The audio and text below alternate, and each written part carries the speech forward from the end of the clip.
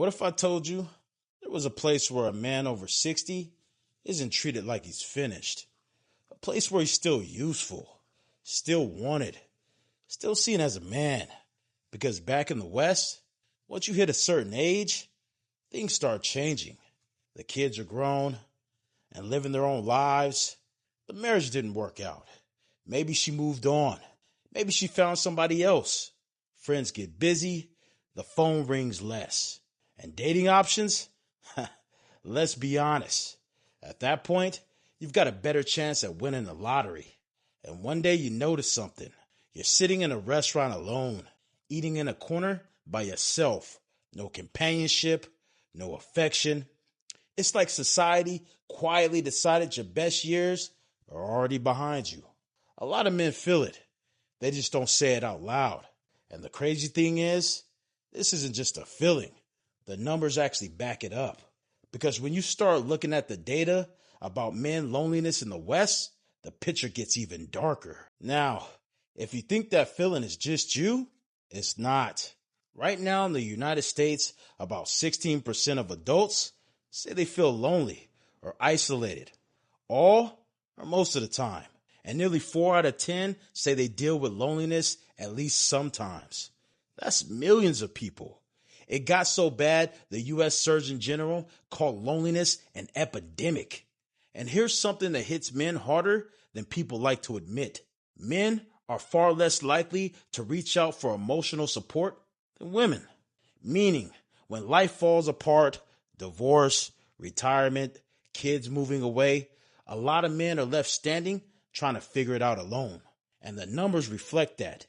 In the United States today, nearly 3 out of 10 people over the age of 65 live alone. That's millions of quiet apartments, quiet houses, and quiet dinners. And when isolation goes too far, the consequences get serious.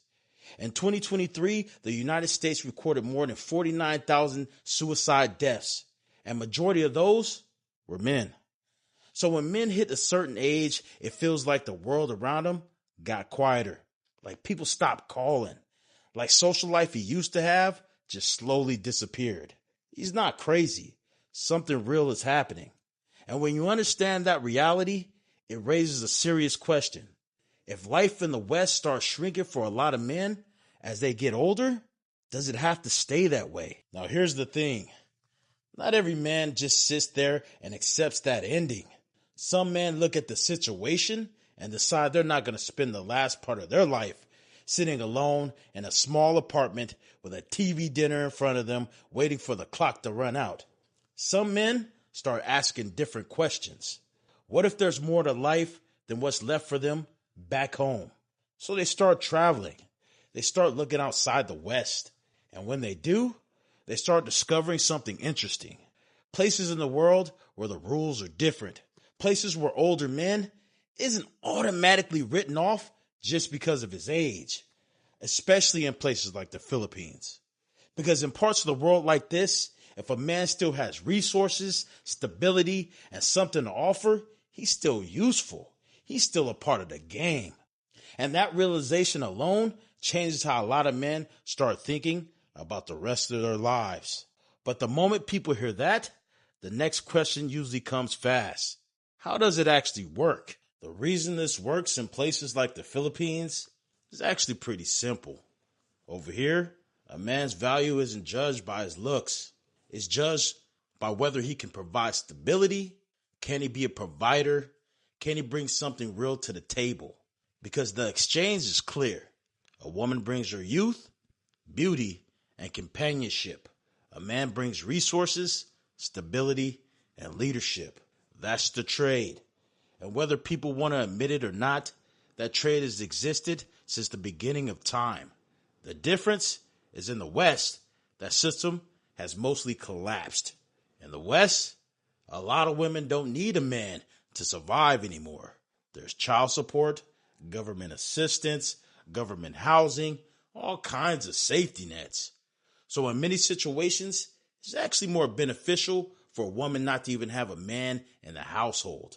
But in places like the Philippines, the reality is very different. There are families here where the father disappeared. Kids running around with no shoes on their feet. Families trying to figure out how they're going to eat tomorrow. So when a man shows up who can bring stability into that situation, that still means something. That still has value. And the expectations are more realistic. You don't have to be walking around looking like Brad Pitt with Brad Pitt money. That's the fantasy world the internet created. Here, people are still living in the real world. And if you're a man with resources, stability, and something to offer, you still have a chance. And a lot of men, that realization changes everything. But that doesn't mean the lifestyle works for every man, because a lot of guys come out here with the wrong expectations. Now, don't get it twisted. A lot of guys come out here and don't fully understand the dynamic. Let's keep it real. You still have to show up with something in your pocket. Yes, your money stretches further here. That's true. But you can't land here broke and expect the same results. You definitely can't show up thinking your skin color alone is supposed to carry you. That's not how it works. Nobody is saying real relationships can't happen here. They absolutely can. But you still have to understand what most women want. Stability. Someone who can bring something real into their life. Another place I see guys crash and burn is the fantasy. Even I've been guilty of that one. A lot of men come here thinking women somehow are completely different. But the truth is simple. A woman's nature doesn't change just because you cross the ocean. Good women exist, bad women exist, just like anywhere else in the world. If you meet the wrong people and don't take your time to properly vet them, you definitely get taken advantage of. That's why patience matters. Take your time. Get to know someone. Don't jump into a relationship just because you're excited to be here. And another thing I see guys doing wrong is figuring out what they actually want. Are you looking for something transactional? Or are you looking for something long-term? Because the answer to that question will determine where you go, where you spend your time, and who you end up meeting here in the Philippines. When a man understands the rules of the environment he's stepping into, his chance of building something real goes way up. And I've personally seen men do exactly that. I've actually seen this play out in real life. I've seen guys here live completely transactional lifestyles. They spend time with their girlfriends. Everybody understands the arrangement, and everybody get what they want.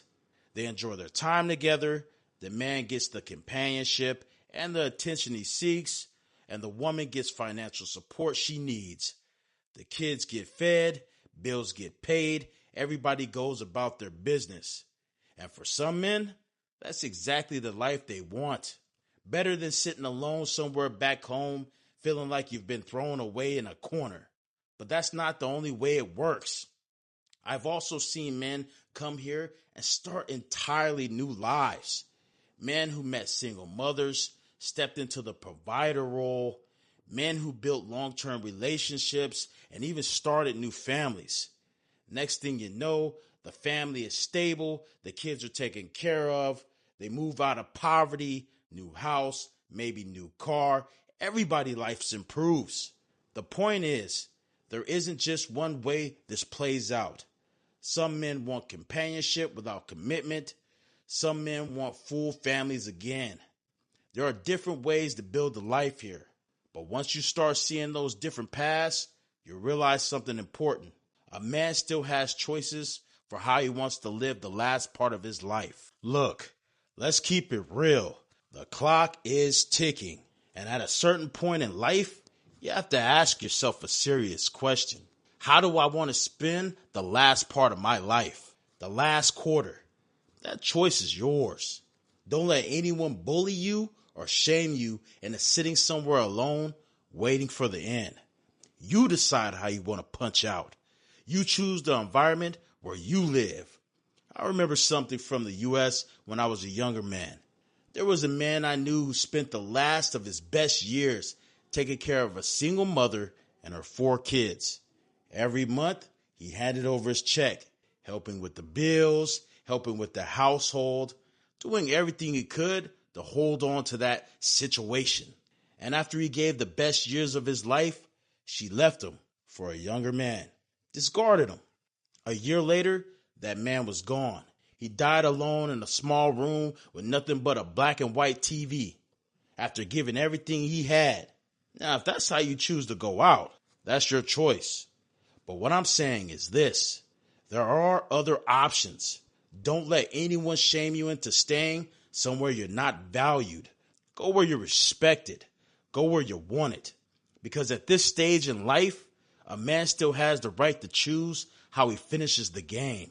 And the truth is this: more and more men are starting to realize exactly that. One thing I've noticed when it comes to older men, people love to shame you.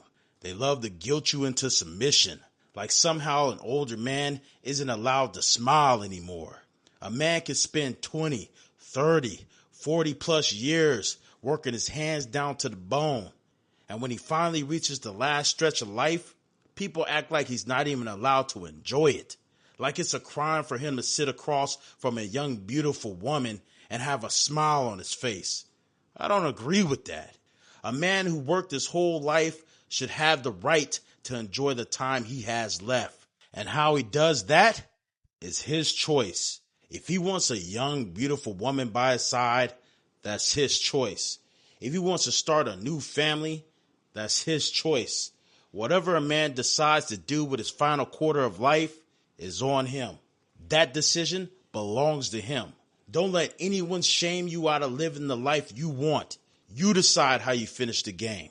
This is Asia Uncovered, where the truth hits harder than the fantasy you came here chasing.